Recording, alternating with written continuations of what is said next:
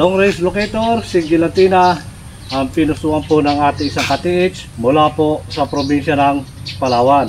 Tungo ng konti at dito naman po huwag masyadong malayo. Tuloy-tuloy na po yung kanyang pag-ikot. Yan.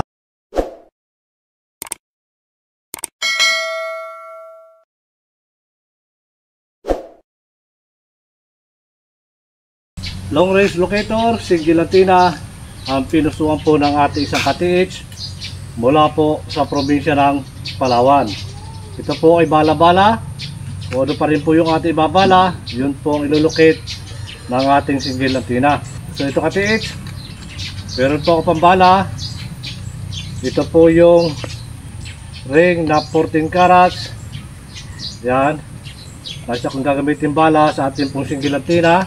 At meron naman po ako ilulukit dito. Ito po yung bracelet na 18 carats. Ayan mga ka-TH. Ayan. Sa paggamit mo pa rin po ka-TH ng long range locator, single antenna, huwag mo pong kakalimutan na ang dulo po ng antena ay ipapahid natin sa lupa. Yan po ay malaki ang naitutulong sa paghanap po natin ng mga bagay na gusto nating hanapin.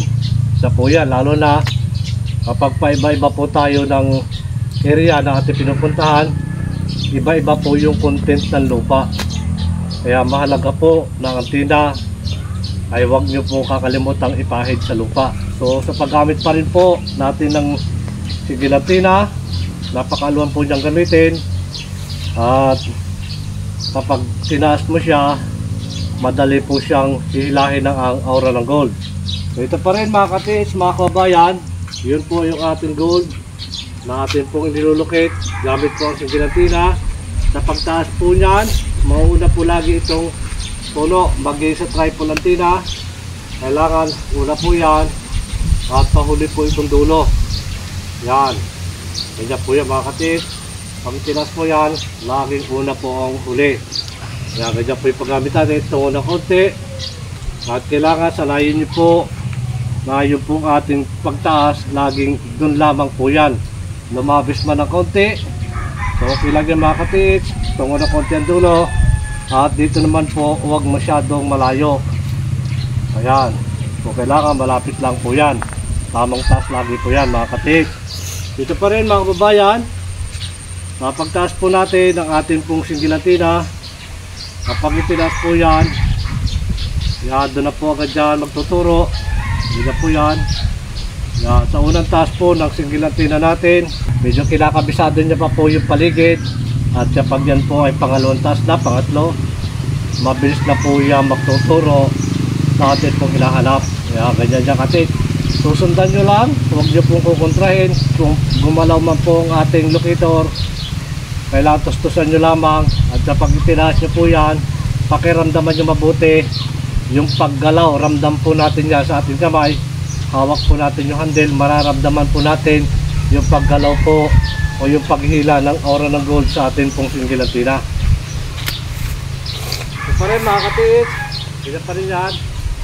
Yan, doon pa rin po siya tuturo. Ayan, ganyan pa rin po yan.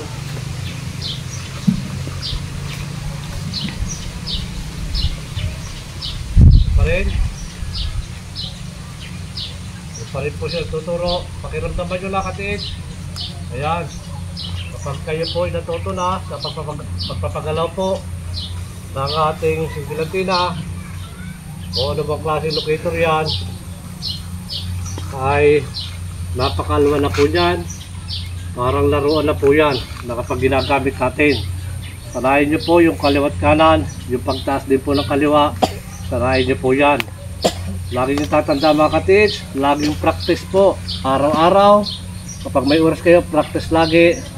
At hanggang sa matuto kayo, hanggang sa ipagkaloob sa inyo yung paggalaw ng locator.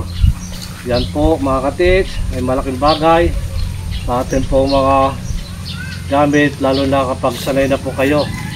Yan, yun po yan. At lagi nyo pong isipin, wala po nagsisimula na marunong na agad sa paggamit po ng locator. Kahit sa anong bagay man po yan, sa simula, dadaan po tayo sa simula at yun po yung magiging daan natin para matuto po tayo sa paghawak po at pagpapagalaw ng ating locator. Yan, ganyan pa rin mga katits. Yan, doon pa rin po siya. Yan, ito mga katits, mga kababayan, ay para doon sa mga baguhan, para doon sa mga bago pa lamang napapasok at hahawak na mga klase locator. At sa mga marunong na po, alam ko may higit pa na mas marunong sa akin. Alam nyo po yung aking sinasabi, alam nyo po yung aking binabahagi, kung ano po yung mga pamamaraan na paano hawakan o itaas yung mga locator. Yan, ganyan po yan. So mga katits, mga kababayan, yan, ganyan pa rin. So, at ito po ay aking lalapitan gamit po ang single antenna na may bala po siya 14 carats na ring. At ang ilulukit po natin ay 18 carats.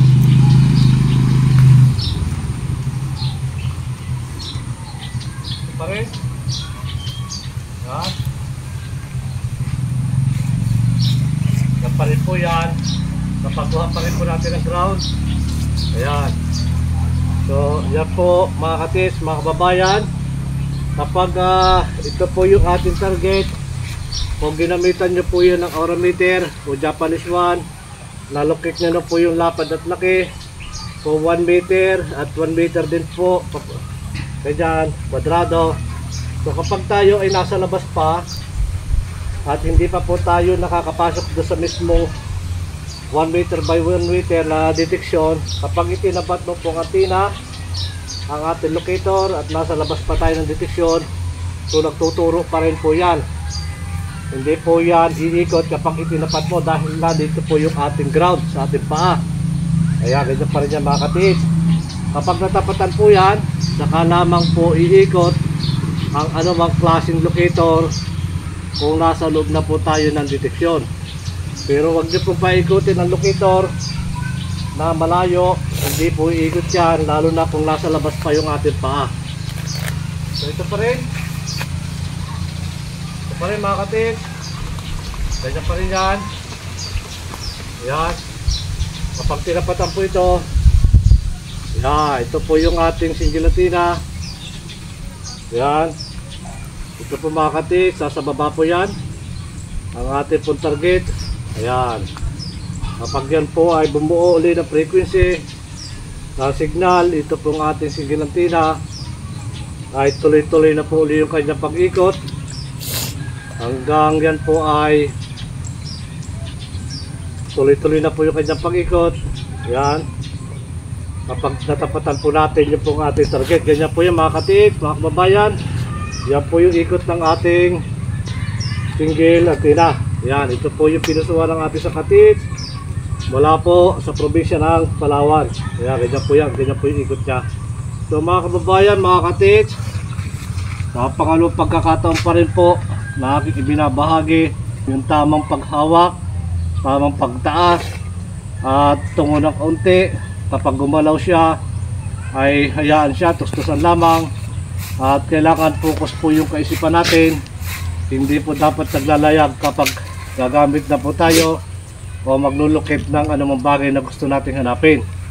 Ito pa rin mga katis, ganyan pa rin yan. Yan po yung kakayanan lang na magagawa po ng single antenna kapag iisa. Hanggang doon lang po yan kapag magtuturo ng lokasyon kung saan lumalabas po yung aura ng gold. Kapag tinapatan, iikot siya. Hanggang doon po yung kakayanan na magagawa po kapag isang single antenna lamang. So kung gusto nyo mga katis, ito isang single antenna, tuwangan mo po ng isang ilrad, baluktutin mo siya, yung tamang pagkakabaluktot niya, at kapag tinapat mo po dito, siya po ay magkukross. Yan. At pwede rin po ipang estimate ng lalim kapag may katuwang po itong isang single antenna. Yun po yung po pwede. Kapag harap naman po ng tunnel, open tunnel, closed tunnel, at mag-isa-sakar deposit, kapag isang single antenna lamang ang inyong kukunin, kailangan mo po ng isang Japanese one na yun yung magiging negative natin para makahanap po tayo ng entrance o saradong tunnel. So ganyan dyan mga katis, mahalaga po yan na mayroon po isang Japanese one na standard yung haba kapag isang single antenna lamang ang iyo pong pinusuan. So, ito pa rin. Ito po yung itatapatan. Ito pa rin yan, katis. Yan pa rin yan. Ayan. Ganyan po yan. Kailangan sikapin nyo po yan na makuha nyo po yung isang laro ng atin pong yan, singlatina. Mapagbuo na po yan. Kaya ito, katis. Nandiyan na po yan sa ating paa. Mapagbuo na po yung kanyang frequency, yung kanyang signal. Ang pag-ikot po ng ating singlatina ay tuloy-tuloy na po yan. Yan, ganyan po yan mga katis, mga kabayan. Yan, ito po yan. Yan, mabilis po siya. So mga kababayan, mga katis, muli po maraming salamat sa patuloy na nanonood po ng aking mga ina-upload na video.